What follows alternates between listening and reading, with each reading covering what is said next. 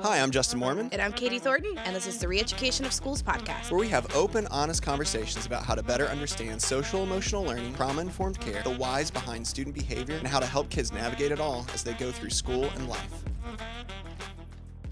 Hey, welcome back to the conversation. It is episode 5, Mirror, Mirror on the Wall, Educator State of Mind. So we're going to be talking just about, again, where we're at as educators, where we think people in education are at in general, why that might be the case, things like that. Interesting. I think it could be an interesting conversation, a little bit different, but I think it's important for us to know and to talk about, honestly, like what educators are up against and how they're feeling about their jobs. Because in the scheme of our country, right, it's one of the jobs that I feel like people are really struggling, one of the career paths that people are struggling to maybe stay in. That's true. Like, as I go out and do like recruitment for hiring and those kind of things, like we're just not seeing like the candidates there at the fairs. Like, we're not getting a lot of candidate pools for hiring positions and stuff. We see educators leaving the fields at like a record rate or retiring early. So I think it's a conversation worth having. Yeah. Did you feel like when you've gone out and been at those things, do you feel like you're seeing less like people out of college? Are those numbers dropping? Yes. Then also people like just looking that have already been doing it but are looking to move around? Maybe like both are just down. Yeah, just getting candidates is just, we used to have like lots of applications, but we're seeing that application pool really dry up since COVID. So I think there's probably a lot to unpack and why that maybe is happening. Yeah. Well, why do you think that's happening? So maybe we should start unpacking that. Why do you think that's happening? So I did do a little research before we started. So at least 300,000 public school teachers left the fields basically since COVID. So that's a huge impact. And then they said that the new entrance of teaching has decreased by 1/3 of people going into teaching. That seems like more surprising to me than the number of people leaving. You know what I mean? Yeah. I don't know why, but like that just seems like a more significant number. Yeah, and I'm also wondering about that is just because there's different opportunities with social, like so much working from home and online media type jobs. Then I'm wondering if some of that's pulling people away from education. I don't know if it is or not, but I think that's a whole research project for somebody. If you've done it, reach out to us. I want to hear about it. Yeah, that would be interesting. Yeah, and then they found that 1 in 5 teachers say they will be leaving the fields in the next 3 years, including 1 in 7 say who they will definitely be leaving. That people want out of education. So we're having, you said, 1/3 fewer that are going into education, like for going to college to become a teacher. And then that many that are talking about leaving. Yeah, 1 in 5 teachers are considering leaving the field. They don't think this is for them. I think we hear that even within our community, right? We hear people question, education's changing so much. Do I still want to do this? Like, it's really hard. And then 1 in 7 say for sure they're out. And they give some reason is that they feel like they don't have like the community support, political influence right now surrounding education. It has been like the pressures of that. A lack of professional development, like the shift's happening, right? We're seeing kids come back and we don't spend, I think this is why, essentially why we started this podcast is we're not giving people a lot of tools in the toolbox to figure out like how to manage and support this. So, but we're still expecting them to. We're expecting this like MTSS process is happening. We're not going to tell you how. We're just not going to spend a whole lot of time. So we're talking about behavior and SEL being each a third of the pie. In academics, and teachers are used to just dealing with academics. And now we're saying, hey, now you're also in charge of behavior and you're in charge of SEL. Yeah. But we haven't spent a lot of time or work in either one of those two domains, really, as we've always spent all this time in academic language and work. Do you think that, maybe off topic, but do you think that's more because of just time constraints, whatever else, or do you think that's because there aren't that many people out there and that districts, states, whatever, don't know how to actually train people in this yet? I think a little bit of both. I think we just don't have a lot of time, and I also don't think there's enough people that feel like they can lead the professional development or do the work more than sending somebody in to do a one-off PD. Yeah. So it's like for districts to start prioritizing positions of people that can be that consistent messaging, just like you have a curriculum department, right? You gotta have a department working with the behavior and SEL part. Yeah. And we just haven't shifted educational structures to be that way. I think the shift's coming because we're seeing the chronic number 1 issues teachers say in their classroom. It's not that they can't shift a kid in reading. We can do that. Yeah. It's the behavior, right? Yeah. But we don't have a department or people. Most schools don't. Or they'll have an academic coach, but we don't have someone to help coach through some of those behavioral I think it's interesting too, because you talked about like the one-off PD, and like not like one-off PDs aren't good. There's some value. There's good inspiration that comes through those. Yeah, but I think when we look at what we say with working with students with trauma or working with students in general and social emotional learning and all this umbrella of everything, we all say, and all the research is like it's relational, and you have to spend time building relationships with people. And then what we've seen in various different districts, whatever, that we've worked with, been in, whatever, is that then we don't do that thing. We say, okay, now listen to this person that stands up in front and just talks at you, and that's how you should learn. But at the very same time, we're saying don't do that with kids, because that's not how kids learn. Right. Like, it turns out that's just not how kids don't learn that way. It's that people don't learn that way. Right. And we actually have to have that relational side of it all to help people understand how to implement this and kind of shift their own way of thinking and doing things. And that takes a lot of time and effort, but I think we're just now learning. And I think people, like districts, are just now trying to figure out, like, okay, so how do we do this? That's not what we've always done. Yeah, adults are no different than kids, right? Yeah. We all need the same relationship things we talked about in our last episode. Adults need those things too. Yeah. And they need to feel they have a trusted, safe place. Yeah. Or I think sometimes in education right now, especially with all the state mandates and like what you have to teach, teachers' voice and choice has been taken. And it's like now you have these like blocks of time. You have to do 80 minutes of this, and there's no time for people to put the relationship practices in. Yeah. But essentially, if we don't do the relationship practice, none of the academic time is going to matter. Yeah, it doesn't matter anyway. So we've got to start prioritizing that work, and then giving some teachers, honoring some of our really great teachers time and space to trust them. The relationship thing goes back to trust. Yeah. Trust them that they can do this instructional thing without us micromanaging it sometimes. And I feel like people feel a little bit micromanaged at times. Well, and I feel like too, like we, and this isn't just an education thing, I don't think, but I think that people in general are really bad about like swinging a pendulum like way too far one direction, you know? So we were like, okay, like teachers just kind of do your thing and teach kids. And then like, we were like, oh, that actually isn't great. We need to all be doing something similar and be on the same page and have consistent curriculum and have consistent ways of doing things, which is probably smart, right? But then we like can swing way too far where it's like more micromanagey, right? And then now maybe we're getting to a spot where it's like, but you also actually have to take care of kids, and you can't schedule every single minute of your day for academics. That's not good, and that's not gonna be.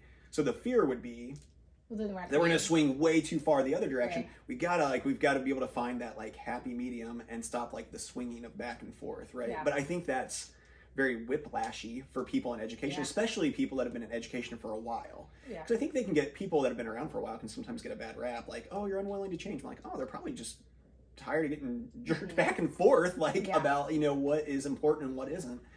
Because they've been around so long, they've been a part of, you know, those swings in different directions. That can be super frustrating. Yeah, and I also think that we talk about like, you know, self-care and stuff, but I guess district initiatives take care of like the mental health. I mean, I think we've seen, through the pandemic, if you're an educator and you've been taught through the pandemic, you have seen people break. Oh yeah. Teaching from home was super hard. You didn't have your support system. Yeah. I mean, dealing with your own family structures and things. Coming back in with all the COVID restrictions has broken people. And then coming back and pretending like this year is normal. Or maybe people felt like we're pretending like it's normal. Sure. Right? We're not coming back with all the restrictions. That has also, people weren't mentally prepared for that. So I think educators are struggling with their own mental health at times and the sense of overwhelmness and like figuring out, and I think teachers we talk about this all the time, but teachers put so much pressure on themselves. Yes. To be perfect, and it's not coming even from leadership, it's from themselves. And I think giving yourself permission, it's okay not to be okay, and it's okay to be, as you say, a little more low-key, right? Yeah. That's all right. Yeah, I think that when you hear people, again, just all over the place that are in higher up positions that maybe aren't in the classroom, but that are the ones that are kind of dictating how things go, you can hear them say like, oh no, it would be important to take time, important to take care of yourself, important to not just go bam, bam, bam, bam, bam with kids like nonstop with academics. But yeah, somewhere that gets lost in translation on the way down. But I think it's that internal pressure that a lot of educators put on themselves. And there's always like these looming numbers, right? There's test scores, there's all these, how are you going to get evaluated? All this, like, how am I good or not? What are the numbers that show that?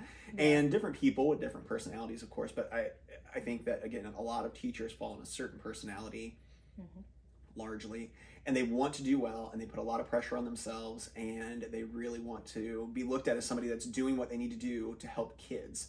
And I mean, it's all kid driven. They want to do well to help kids, but then they're stuck trying to figure out, well, when am I supposed to, like going back to the last episode, right? When am I supposed to build a relationship with a kid if we're at school for 6.5 hours and I'm being told that there's 7 hours and 15 minutes worth of academics that I'm supposed to do? You know, like, when am I supposed to do it? Like, how do I do that? Doesn't match up. Yeah. How am I supposed to do it? Well, then I think it goes back to, how does the educator, right? So we talked about the stress educators are feeling. How does educator regulation impact kids? So teachers are feeling all that. The stress response is happening. Yeah. They're dysregulated, feel a sense of overwhelmness. How is this impacting kids in their class? So there's like that whole idea of co-regulation, right? Like how you and I both are impacts each other. Like if I'm around you, like that's your state of mind and your state of being is going to impact me. It's part of kind of our mirroring, right? Of how we mirror each other, and humans mirror each other. And then, so if I'm dysregulated as a teacher, 100% my class is going to feel as a whole, and then individual students are going to feel more dysregulated as well. There's going to be that feeling of like unease, or it's not steady, or it's not consistent. Again, like there's that and that impacts relationship, right, that you have. I think it's when we see some of, especially like really young teachers can have a hard time with this, because it's new. Like, you know, teaching is so new. Yeah. And so they go in and they want to do well. Obviously, it's their first job, whatever. And they're really like, can get really worked up, really worried, like really want to do well. Like they can, and that stress is felt like through the whole room with kids. And I think that it's, you know, pretty obvious. I think with like little kids too, like you end up, like they don't know what's happening. They don't realize it, like they can't think it through and realize that like that's kind of what happened. I think as kids go older, not necessarily like they're actively thinking about it, but when you have like a really dysregulated like teacher in middle school or high school, you automatically, like I can remember being in high school and looking back and being like, oh, I don't think Mr. So-and-so is doing, like, is their life okay? Yeah. Like, what is happening? Don't ask him that today. Yeah, like, they are in bad shape. Like, you know, like, we all feel it. And then that impacts, like, how you're willing to interact as a student. And so, like, it impacts everything as far as how your classroom runs. And then it's, like, this weird snowball effect, right? So, like, I'm feeling dysregulated already. I'm not in a great spot. And now all of a sudden my class isn't in a great spot because of that. Maybe they start saying stuff, they do stuff that's not normal. I start getting upset because they're doing stuff that's not normal. Why are you doing this? Why are we acting? And it just keeps getting worse and worse. We see it and it never comes back, right? Yeah. It just starts snowballing and we can't get it back. So if you don't have those regulation practices built into your classroom, I mean, you can look at Dr. Lori's like focus attention practices or just general good regulation practices in your classroom to take 2 minutes and be like, we need a focus attention practice right now. We're going to calm this down, or you guys we're all dead. Nobody has any energy in this room. Yeah. It's like, sometimes you need to turn it up, right? It's like the opposite. It's not always hype. So I think just building some of those regulation practices into your classroom and noticing when your body needs that as much as we teach the kids to know when their body needs it. Yeah, like self-awareness as a teacher. I can't, like, we will stress this forever. Self-awareness and knowing yourself and knowing where you're at is so crucial because it impacts everything that happens in your room. And if you don't have a good sense of who you are and maybe like what drives you or what, what is like hot buttons for you, like what are the things that really frustrate you, all those things, like if you don't have a good idea about that, like then you're really just hoping for the best every day. I don't really understand. Like that's such a part of like what I try to be aware of myself. Yeah. And so, it can be really hard. I think just you can't stress enough, like get to know yourself, like know who you are. Figure out who you are, because that's going to impact your room so much. Yeah, I think just even in life, as I'm learning, the older I get, like being mindful and be like, oh no, I can't talk to that person right now. Yeah, sure. I am not in a good headspace to have that conversation right now, or I can't. This person's usually rides pretty high. We number people a lot. Like they're at like an 8 or 9 right now. Probably not. Don't want to talk to them. Sure. So we'll number people, and you may start doing that in your building, but like some that's running pretty high right now, and like I can't take that on right now. Like I need regulation. I need to go find somebody a little low key right now. But sometimes when I'm very regulated, that's a good time for me to go in and talk to that person and I can regulate them down. But you have to kind of gauge where you're at and then gauge where other people are at, because couple dysregulated people can break school climate and culture real fast. Yeah. So just thinking about outside the classroom, just school culture and climate wise, it's a easy way to break that whole cycle, just not being aware of who you are and where you're at. So again, like kind of some of the science behind this, right? And where this actually comes from. This isn't just stuff like we're making up. Yeah, it's like a legit thing. Yeah, it's actually real. Yeah. So we do this all the time, and you probably hear about it, like mirroring. Like they talk about it a lot in business and stuff too, right? Like how you can mirror people. They talk about it. There was a book. I'm gonna blank on the book now, but it was Never Split the Difference. It was a hostage negotiator that like talked about it, and he talks about negotiating. But it's interesting to hear like different perspectives from different people and how they go about trying to help calm things and how we do mirror each other as people. And you might hear it as like, I had to write this one down. I do research with names sometimes. It's not always just, I'm not always just flying by the seat of my pants. Yeah. So limbic synchrony is like when we do it with body movement. So it'd be like if I'm standing with my hand on my hip and then like you're going to stand with your hand on your hip more than likely. Yeah. Or if I stand a certain way or sit a certain way or my mannerisms, like you're going to do those same things.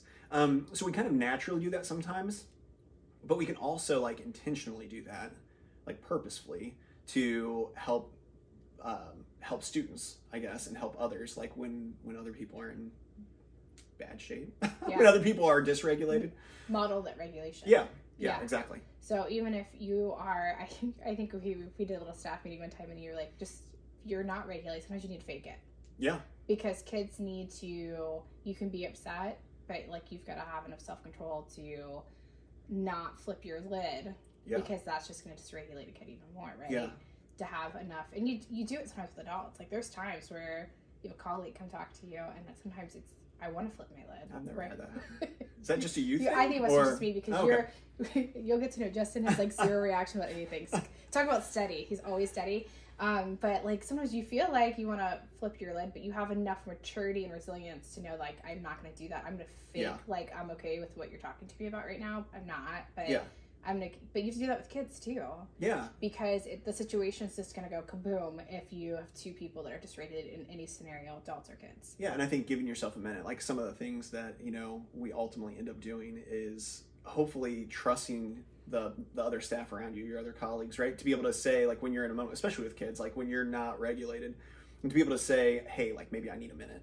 Like, can you give me a minute? Like go have your reaction somewhere that's not in front of all the kids. And then like you come back in and then potentially even talk about the fact that you were in a dysregulated spot, so you had to take a break. I mean, like that's okay, but not like losing it necessarily, because then that's going to the students like match that. They're going to match where you're at. And what a powerful thing to have relationships within your staff, having those trusted relationships for the person to look at you. And this has happened to me, and I know it's happened to you. I think we've done it to each other. Yeah. I got it.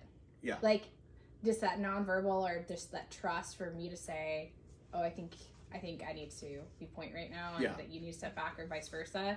And that takes a lot of trust, and not to be offended when someone does that to you, because sometimes it's like, oh, you're dysregulated, or you're not regulating that kid right now. Whatever it is, this is like a thing. Yeah. And now sometimes it's a different person to walk in and kind of flip the script a little bit, but like that takes a lot of trust for someone to be able to come to say that to you. Yeah. Within your team. But that's important that you get to that place where you can start like kind of calling each other out on it. Yeah. And when you need to do it. So. Yeah.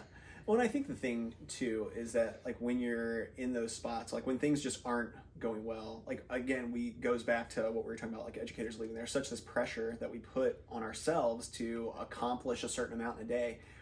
And again, it may just be a rough day for whatever reason for you personally. Class could be basically fine, but like you personally aren't in a spot where you can really handle going through 6.5 whatever hours of instruction the way that you need to give yourself permission to be like, hey, today is maybe a day that we're going to take it way lower key. And that doesn't mean I'm a failure. Like, today is a day where all of a sudden we're going to be on like whatever computer program that we're operating off of right now. Or we're going to take it as a day to like catch up on work that wasn't done yet. Or we're going to take a day to do something that's a little bit more fun or relaxed. Like without beating yourself up.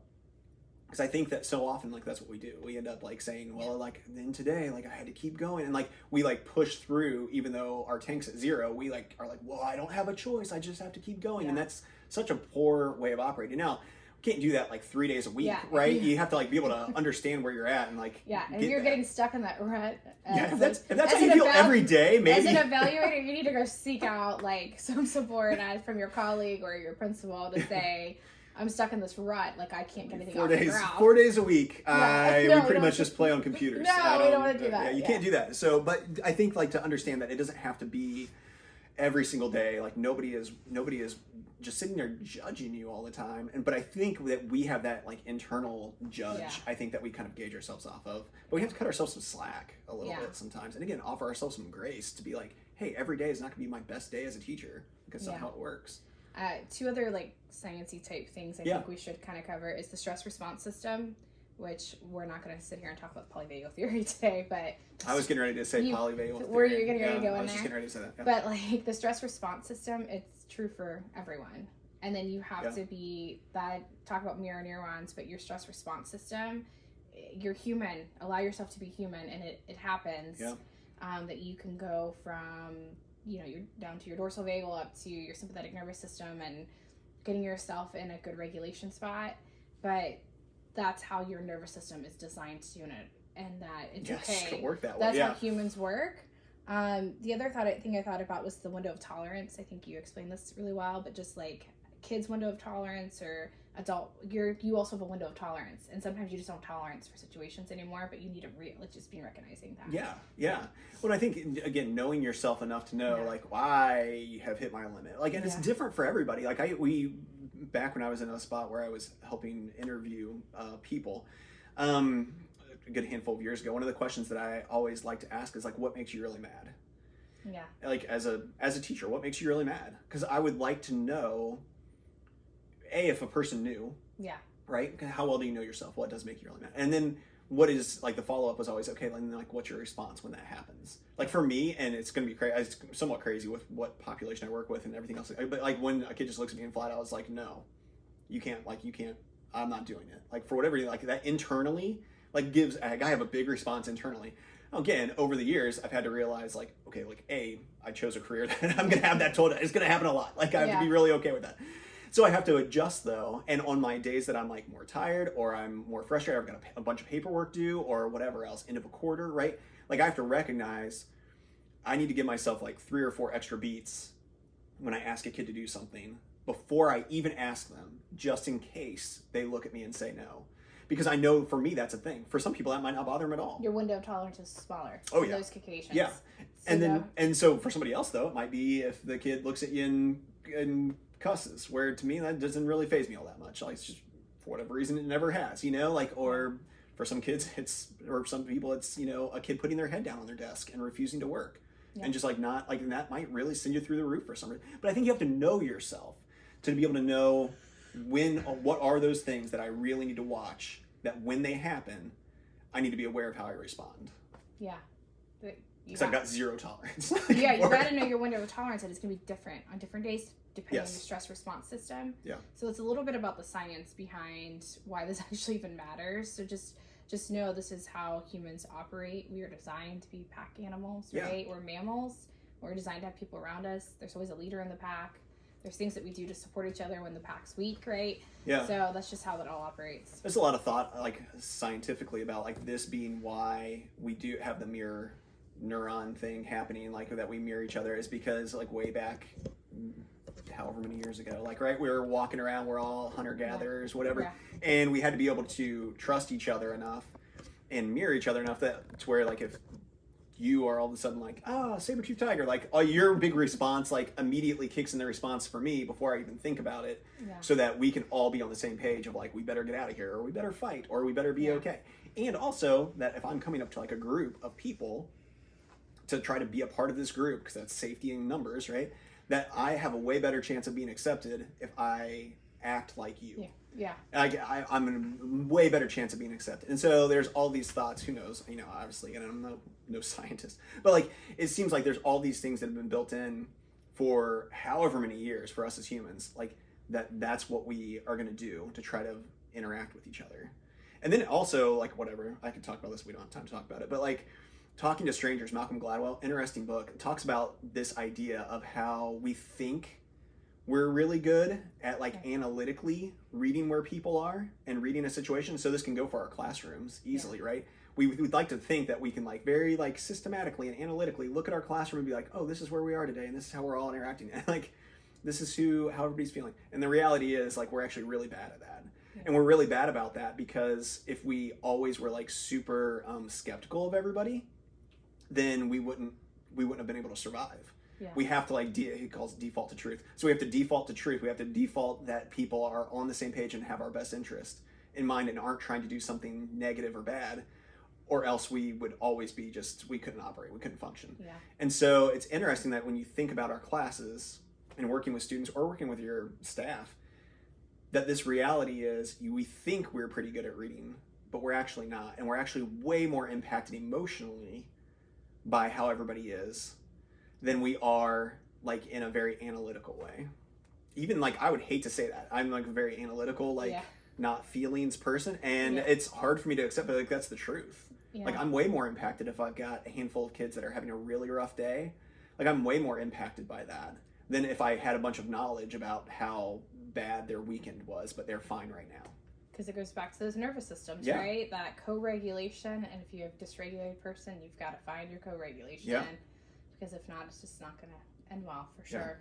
Yeah. Okay, so then what can educators in schools do to support regulated adults? I think things that maybe we need to start prioritizing is giving people time to process things that have happened.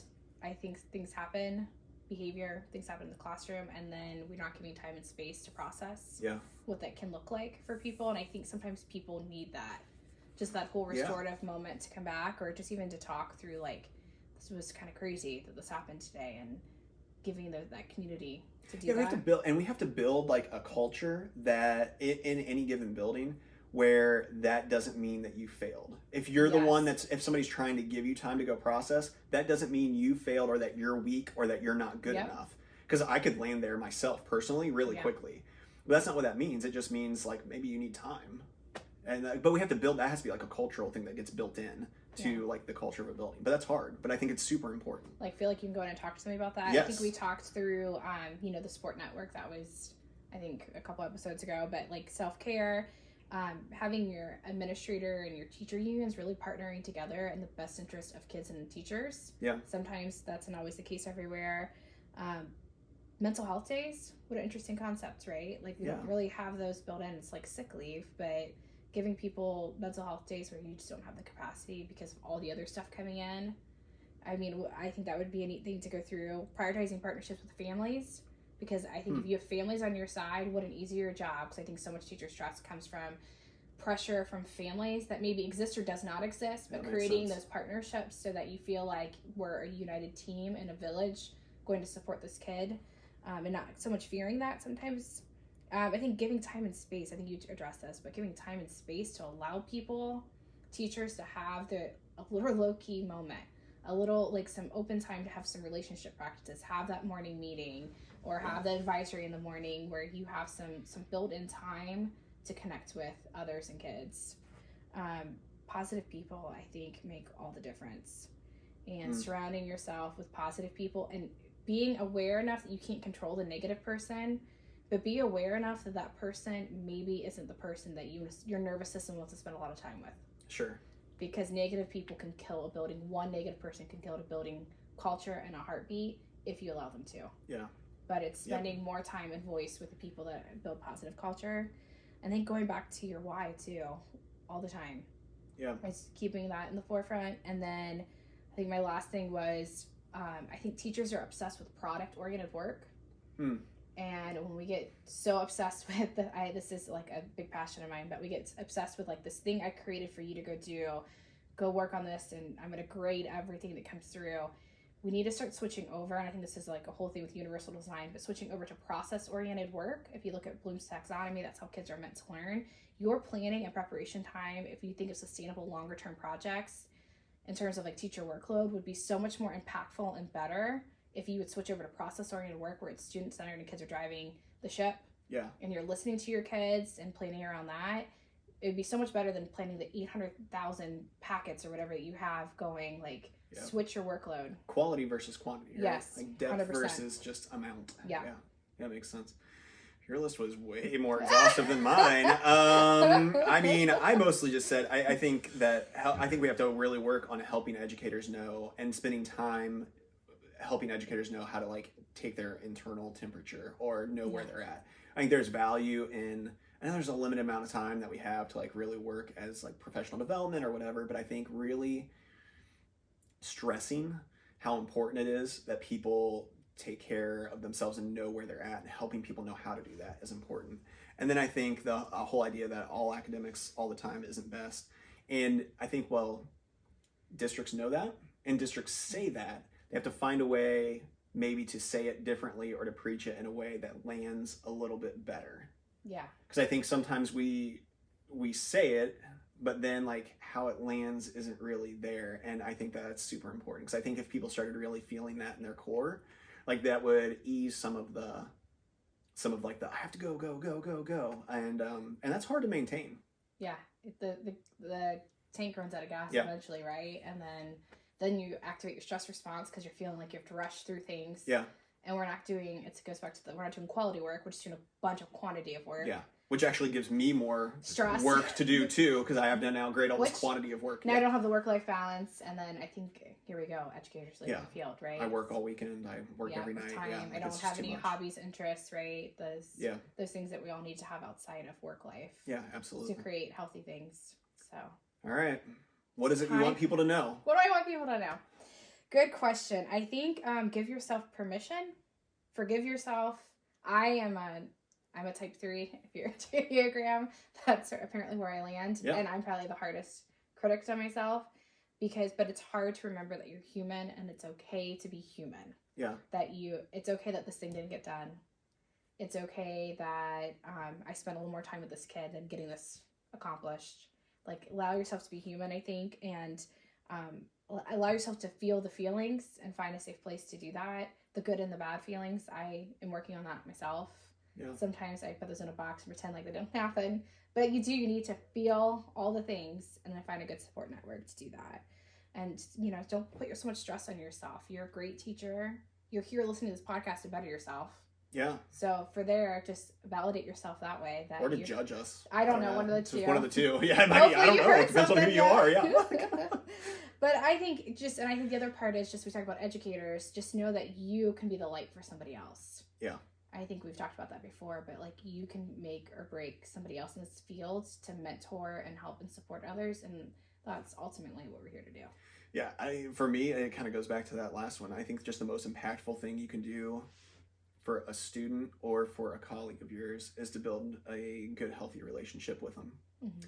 And you're going to get more out of a kid in your class, even if you do way less work with that kid academically, if you have a good relationship with them, than you would if you did a bunch of work and you have no relationship with them. They're actually going to learn better, and they're going to grow more in academics if that's the case, if they feel like they're in a really good spot. So allow yourself to really know that and focus, maybe like see your job a little bit more as relationship building than it is just purely academic teaching all the time, which is hard to do. It's a hard shift. It is. Well, we appreciate you guys being with us as always and joining in the conversation. It's always fun. It always gets going quicker and quicker. I don't know if that's good or bad. Is the timer working? Because I feel like it is. I feel like it's going too fast. And it's going quicker and quicker, which again, I think maybe is a good thing. I don't know. As always, ask us questions if you have questions. If there's a thing that you're like, what I'd really like to hear you guys talk about is this. I don't know why you're talking about the stuff you're talking about. Talk about this thing instead. Let us know that. Like, we would love to hear from you and continue just being in this conversation with you. And again, like I already said, but just thank you for joining the conversation with us. Yeah. And now let's go out there and do the work. Yeah, go do the work, which includes on yourself, right? Take care of you too, and each other, right? Everybody. Yep. Everybody. Take care of all.